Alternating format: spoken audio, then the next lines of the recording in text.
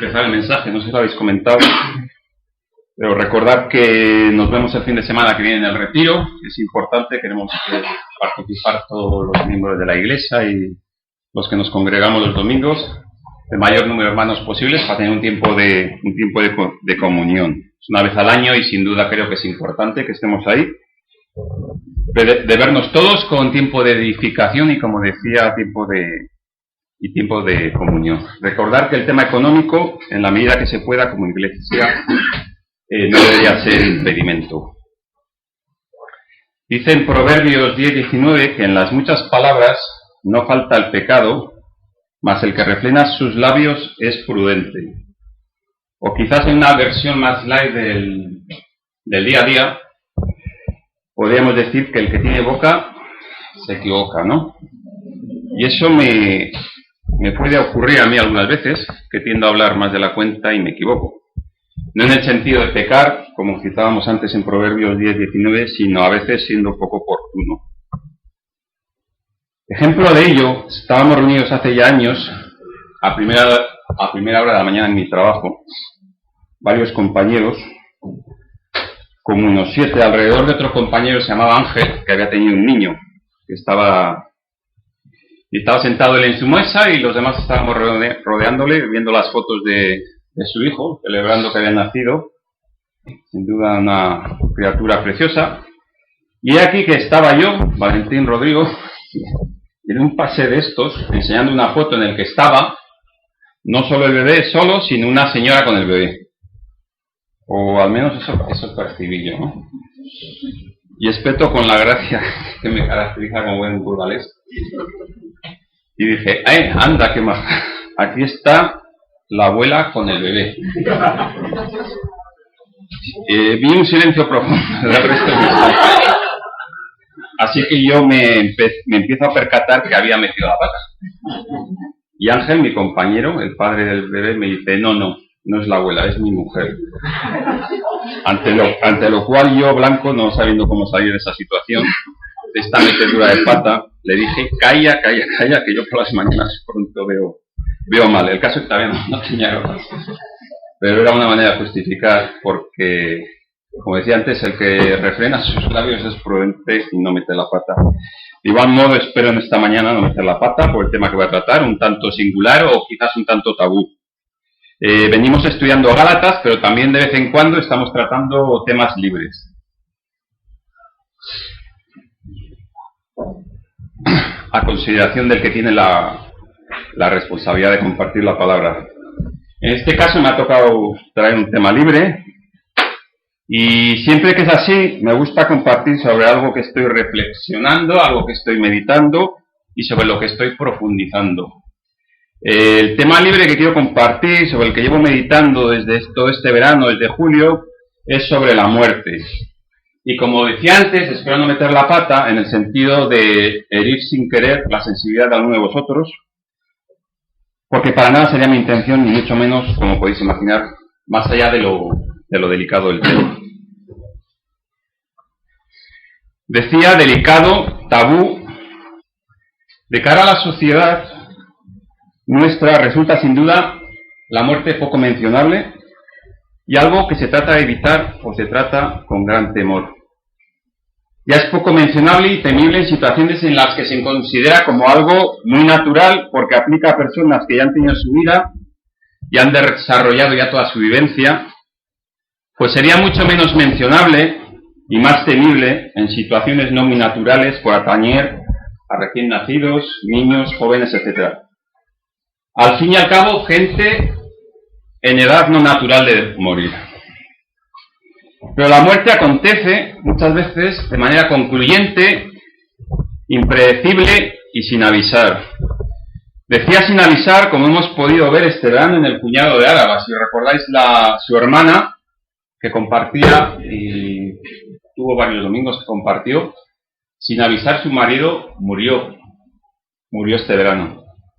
Decía sin predecir, y recuerdo cuando estábamos en la India, mi mujer y yo, con Miguel y Mike, unos días en Calcuta, con las hermanas de la Madre Teresa, nos conocimos a un burgalés que solía ir 6 meses al año allí a trabajar, a ayudar con las hermanas de la Madre Teresa de Calcuta. Y a los 2 años de cuando habíamos estado en la India, nos comentan que se había muerto, y uno podría considerar o predecir lo predecible al fin y al cabo, que se hubiera muerto en la India por alguna enfermedad, algún accidente, dadas las precarias infraestructuras de la India. Pero mira por dónde, que encontró la muerte en España, en Galicia, en un tren descarrilado en su tiempo de descanso. Impredecible.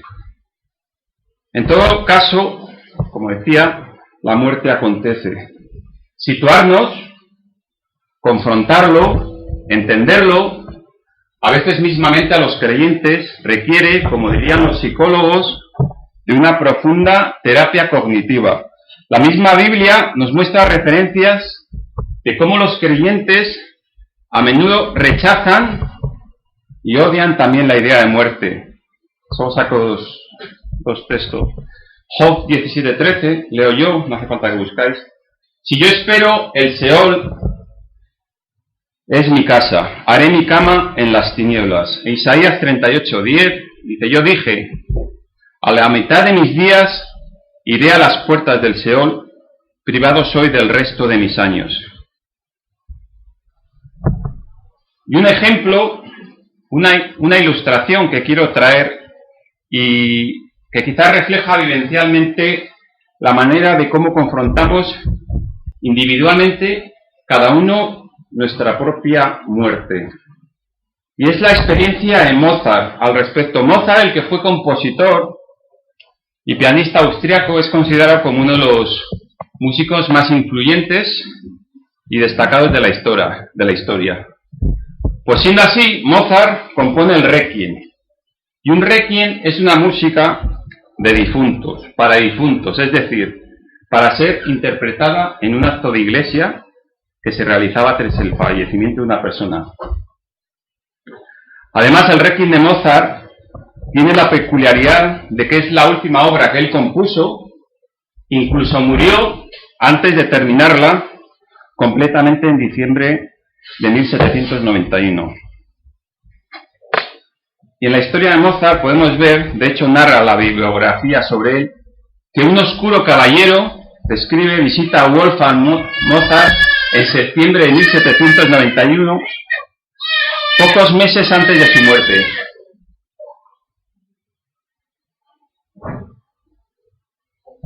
Eran días en que Mozart estaba muy delicado de salud. Había estrenado una de sus obras, La Clemencia de Tito en Praga, y se había sentido francamente mal después del estreno, a pesar del éxito, y por tanto puede que estuviese quizás muy susceptible. Aquel caballero, narra, tan misterioso, le encarga una misa de Requiem a cambio de mucho dinero, una suma bien más que considerable para aquella época. Y Mozart lo interpretó diciendo literalmente, abro comillas, sé que tengo que morir, alguien me ha dado aqua tofana, ya ha calculado el momento preciso de mi muerte para el que me han encargado un Requiem. Lo estoy escribiendo ahora mismo. Cierro comillas. Constanza, la que fuera mujer de Mozart, narra en su biografía que Mozart había presenciado un caballo pálido y el que lo montaba se llamaba Muerte. Quizás Mozart intuyó su muerte.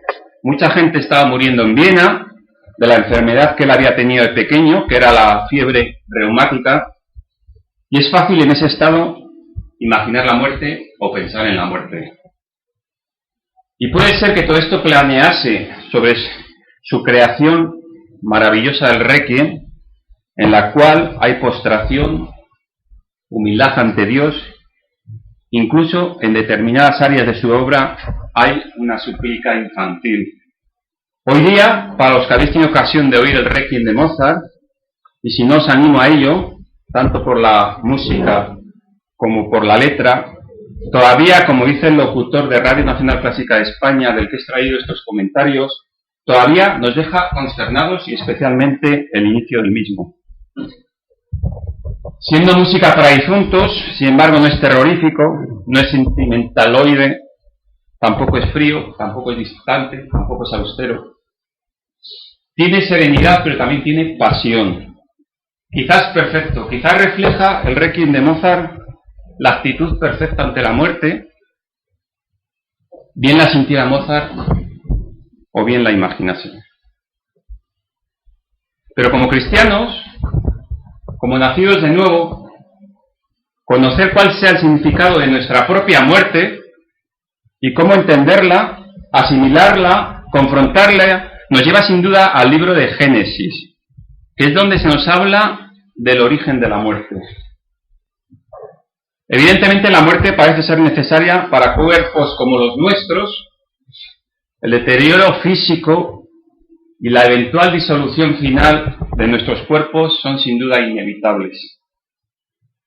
No obstante, a pesar de esa dimensión física de nuestros cuerpos de deterioro, sin embargo, la Biblia habla de la muerte como consecuencia del pecado. Dios le dijo a Adán en Génesis 2:15, Dios el Señor tomó al hombre y lo puso en el jardín del Edén para que lo cultivara y lo cuidara. Y le dio este mandato: puedes comer de todos los árboles del jardín, pero del árbol del conocimiento del bien y del mal no deberás comer. El día que del comas, ciertamente morirás. De hecho, el mismo Pablo nos relata en Romanos 5 y Romanos 6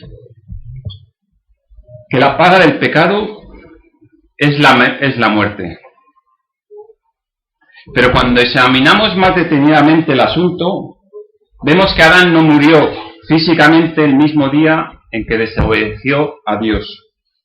En Romanos 5 y 6, de nuevo Pablo contrasta la muerte que sobrevino a consecuencia del pecado de Adán con la vida que Cristo ha traído a los hombres. Ahora bien, la posesión de la vida eterna no anula la muerte física. La muerte está así en contraposición a un estado espiritual y no meramente a un acontecimiento físico. Por tanto, la muerte, que es consecuencia del pecado, va más allá de la muerte física del cuerpo. Quizás debemos entender que la mortalidad, la muerte, es el resultado del pecado de Adán y que el castigo incluye tanto el aspecto físico como el espiritual. El hombre no muere como cuerpo, sino que muere como hombre, con la totalidad de su ser. La muerte física constituye tanto símbolo como expresión adecuados de aquella muerte más profunda que es consecuencia inevitable del pecado, la muerte espiritual.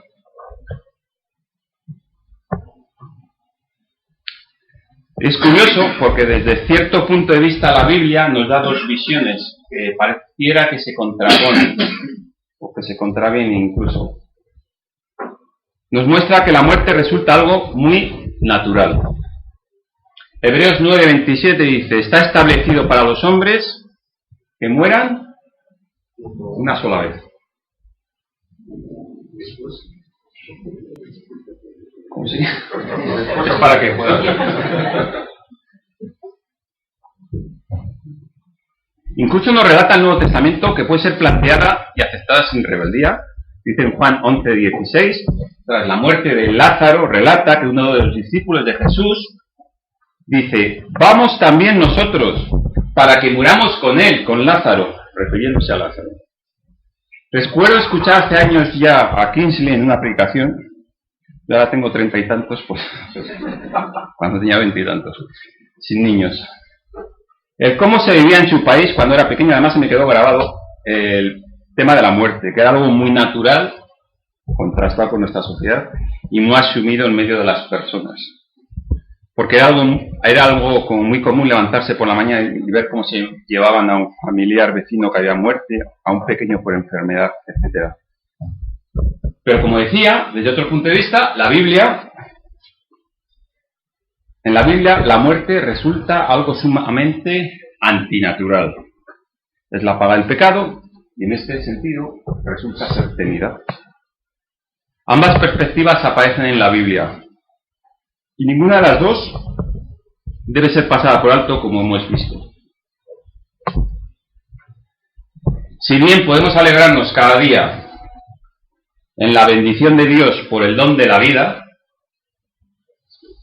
cada mañana cuando llevo a los mellizos al cole tenemos por costumbre orar en el coche y siempre hay una de las frases que surge, ya sea de ellos o mía, de Manny Miquel, dice: gracias Dios por la vida, por el día de hoy, por lo que vamos a comer. Y como decía, si bien podemos alegrarnos en la bendición de Dios por el don de la vida, pues Él es, como dice la palabra, el dador de la vida. ¿Qué podemos decir sobre el final de esta vida aquí en la tierra, la muerte física? Nos preguntaríamos, ¿también forma parte de la bendición divina?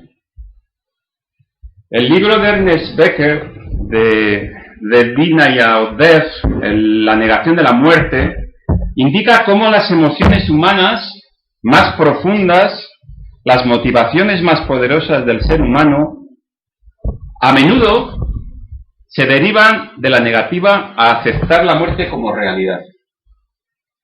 El doctor en psicología Rafael Santandreu, en su libro El arte de no amargarse la vida, libro que os recomiendo sin duda, dice, hablando de este tema, sobre la muerte, que enfrentarse a la realidad de la impermanencia de todas las cosas, a la inevitabilidad de la muerte, aceptar este hecho natural, inevitable, es sano a nivel psicológico porque nos permite quitarle gravedad a todo. La muerte lo relativiza todo. Sobre ello nos sitúa y nos vuelve a situar a cada uno de nosotros correctamente en la vida. Pensar en la propia muerte de uno es uno de los mejores mecanismos para madurar, tranquilizarse, descansar y sin duda para ganar fuerza emocional. Y cómo no, más importante, en esta recomendación del doctor Andreu referida a reflexionar sobre nuestra propia muerte, hoy en día, sobre todo por la fantasía de inmortalidad que impera en nuestra sociedad. Y nosotros los creyentes, además sabemos que hay otra visión de la muerte, otra esperanza de nueva vida. Es interesante ver que en la enseñanza sobre el tema de la muerte en el Nuevo Testamento se pone precisamente el acento siempre en la vida. En el Nuevo Testamento el interés principal gira en torno a la vida y la muerte se trata en forma más o menos incidental como aquel estado del cual se salva a los hombres. Cristo adoptó nuestra naturaleza, como dice en Hebreos 2:14, para destruir por medio de la muerte al que tenía el imperio de la muerte, esto es, el diablo. La muerte es el enemigo supremo, el símbolo de nuestra separación de Dios, el horror definitivo. Pero Cristo se ha valido de la muerte para librar precisamente a los hombres de ella. Murió, a fin y al cabo, para librarnos, para que los hombres pudiéramos vivir. Es curioso observar el hecho de que el Nuevo Testamento, en el texto original, porque algunas traducciones lo traducen con el mismo vocablo, morir, pero no es así, en el texto original, el Nuevo Testamento dice que los creyentes duermen en lugar de decir que mueren. Dice así en 1 Tesalonicenses 4:13. Tampoco queremos, hermanos, que ignoréis acerca de los que duermen, para que no os entristezcáis como los otros que no tienen esperanza. Jesús transformó el horror de la muerte, por cuyo motivo, para los que están en Cristo, la muerte ha sido transformada de tal forma que no es más que un sueño. La victoria que Cristo alcanzó sobre la muerte lo indica contundentemente su resurrección. Dice en Romanos 6:9,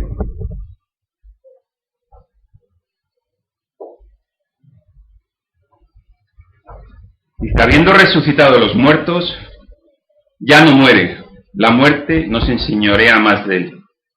La muerte es el enemigo supremo, el símbolo de nuestra separación de Dios hacia el error definitivo. Pero Cristo, como comentaba, se ha valido de la muerte para librarnos precisamente a los hombres de ella. Por tanto, para el creyente no existe solamente un futuro glorioso, sino que también hay un presente glorioso. El creyente ya ha pasado de muerte a vida. Dice en Juan 5:24, de cierto os digo, el que oye mi palabra y crea al que me envió, tiene vida eterna, y no vendrá condenación, mas ha pasado de muerte a vida. La muerte no puede separar al creyente de Dios, dice en Romanos 8:38, por lo cual estoy seguro de que ni la muerte, ni la vida, ni los ángeles, ni los principados, ni las potestades, ni lo presente, ni lo porvenir, ni lo alto, ni lo profundo, ni ninguna otra cosa creada nos podrá separar del amor de Dios que es en Cristo Jesús nuestro Señor. Tales palabras, tales promesas, no niegan ni mucho menos, sin duda, la realidad de una muerte biológica, la muerte física que sufrimos aquí en la tierra. Pero más bien nos encaminan hacia la verdad de que la muerte de Jesús significa que el creyente ha salido completamente de aquel estado que es la muerte de separación de Dios. Y ha sido introducido en un nuevo estado, caracterizado como la vida, de comunión perpetua y permanente con Dios. En su momento el creyente atravesaremos la puerta que llamamos la muerte física, muerte biológica. Pero el aguijón ha sido extraído. La muerte de Jesús representa la victoria sobre la muerte para sus hijos. Termino con un texto de la palabra de Dios y luego veremos un vídeo, que más vale que lo veamos, que me tengo que ir a casa por el día, así que más vale que funcionarán. El texto es el libro de Apocalipsis, libro sin duda colofón del Evangelio de Cristo y, como no, también colofón para esta mañana, para saber compartido sobre la muerte. Leo Apocalipsis 22. Y el Espíritu y la esposa dicen, ven. Y el que oye diga, ven. Y el que tiene sed, venga, y el que quiera, tome del agua de la vida gratuitamente. El que da testimonio de estas cosas dice, ciertamente vengo en breve. Amén. Sí, ven, Señor Jesús. La gracia de nuestro Señor Jesucristo sea con todos vosotros. Amén.